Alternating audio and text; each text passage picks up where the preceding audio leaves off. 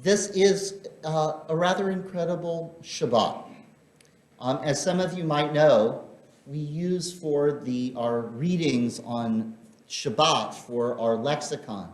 For the cycle of our Torah reading, we do use the triennial system, which means that while we do go from Genesis all the way to Deuteronomy over the course of the year, each Shabbat we only look at about a third of the Torah portion. And so there's a year 1, a year 2, and a year 3. In year 1, you read the first part of the Parsha, and in year 2, you read the middle part, and year 3, you read the end.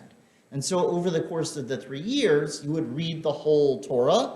So in addition to going from beginning of Genesis all the way to Deuteronomy, you're also getting a chance to look at it in smaller units. And this is a rather incredible Shabbat because it is Shabbat Bereshit, which means it's the Shabbat of the very beginning of Torah, and it's also going back to year 1. So here we are on Shabbat, and we are starting Bereshit bara Elohim et hashamayim v'et haaretz. In the beginning of God's creating of the heavens and earth, and then you have to come tomorrow morning to look at the rest of it. So here we are getting this incredible, beautiful, fresh start. I don't know if you noticed during the Gevurot that we shifted. We went from Morid Hatal to Mashiv HaRuach and Morid Hagash, and we went from the dew, from the dry season, to the wind and rain, because we're starting the rainy season in Israel. We're starting to make that transition in time and space, and I hope you noticed that indeed the covers on the tables in the Torah have changed back to blue. So we're back into our regular cycle with this additional fresh start of Genesis. And so tonight I give you that little piece of Genesis because there I am finding myself going back to this very familiar text. This is one of those ones we teach the little kids. There is so much we don't teach in Torah to the little kids because it is R-rated. There is sex, there is violence, there is drinking, there is gambling, there's all sorts of wild stuff that we do not teach the young kids. 6 days of creation, 7th day God rested, that you can teach, right? Because you teach the order and you teach all of that sort of stuff. I've looked at that since I was little. Seeing it now with these eyes in this year is felt quite extraordinary. What a new start and a beautiful beginning. One of the things that jumped out at me, maybe it was the different conversations I've been having with folks from our congregation, community, folks out there, is the number of times that God says, it was good. Zetov. This is good. It happens repeatedly, 5, 6 times. Each day, God would say, create something, that was good. Create something the next day, this was good.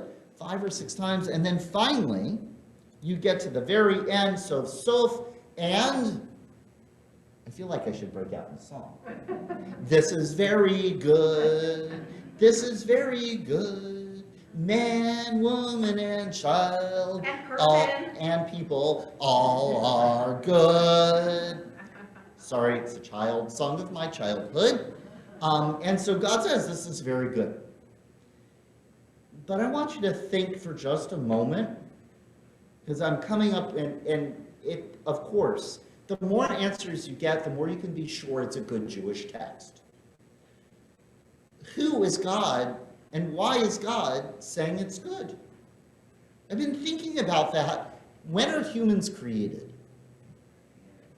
At the very, very, very end of day 6. So God's not talking to people. In fact, creatures don't come along for a few days. The moon and the sun and the stars, they don't come around for a while. So maybe angels, the light. Part of me wonders, who is God addressing? Why is God addressing it? Part of me feels like it's a sermon. Come for Torah study in the morning, we can have that argument, girl. That's pretty good. On some level, I feel like that was God too. That God was looking around and saying, hey, this is good. This is pretty good. I can keep going with that. There's another thought that I had as well, and that was driven by so many of the conversations. There are times where we sit down with our family at our table, and my wife or one of my children has been known to start a wonderful game called Rose, Bud, or Thor. Have any of you ever done that before? Yeah, my bar mitzvah students. Bar and bat mitzvah students. So what is rose, bud, and thorn? A thorn is something bad, a bud is some opportunity or possibility, and a rose is something good. And we talk about the challenges of life, we talk about the opportunities, but we also then say the goodness. And part of me, as I've walked around with conversations where it's really easy, it's just palpable in the air, some of the negativity of our world, and then to read this Torah portion where God says, it's good, it's good, it's good, it's good. There was something powerful in reading that and reminding myself, not only is creation good, because God said so, you all can chew on that one, but it was also that, what does it mean for me to find those ways of making sure each day I look for goodness?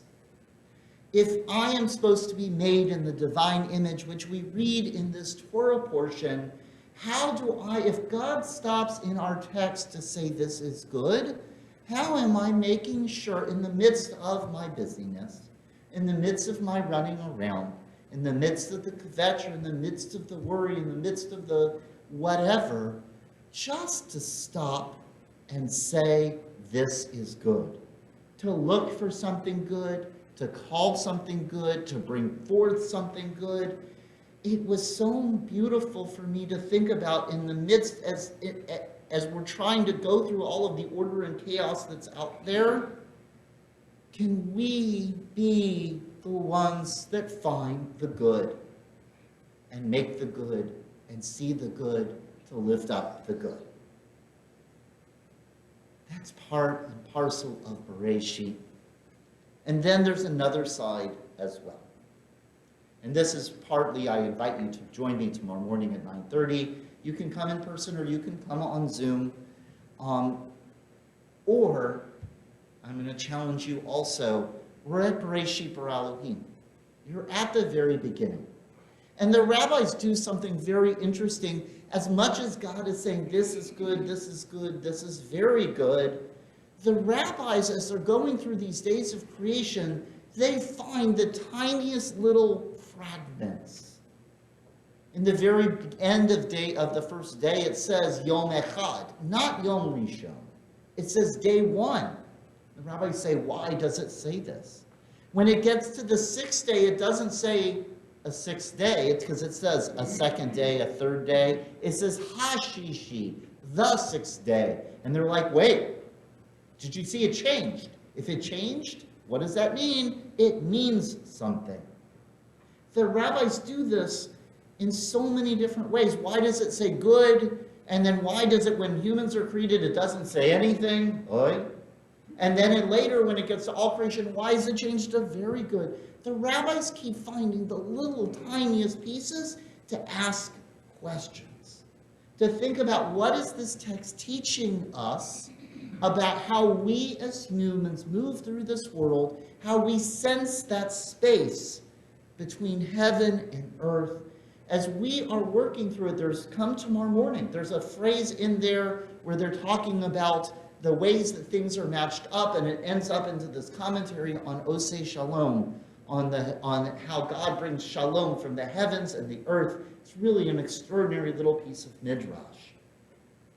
They are looking constantly, just as I'm not reminding you to look for the good.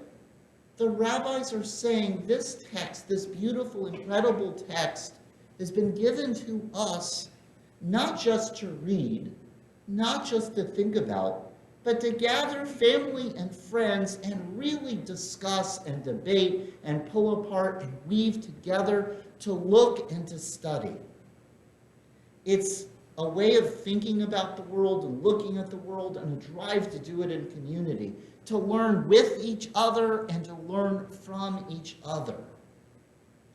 It's all about how do we, if we're reading this text about how God brought order out of chaos, what are the rabbis trying to do? Remind us all of the ways that we as humans can create order out of chaos. This is a chance for a new beginning to start off. And I don't say it lightly and I don't say it flippantly, and we all have good intentions. But I do say here's a beginning.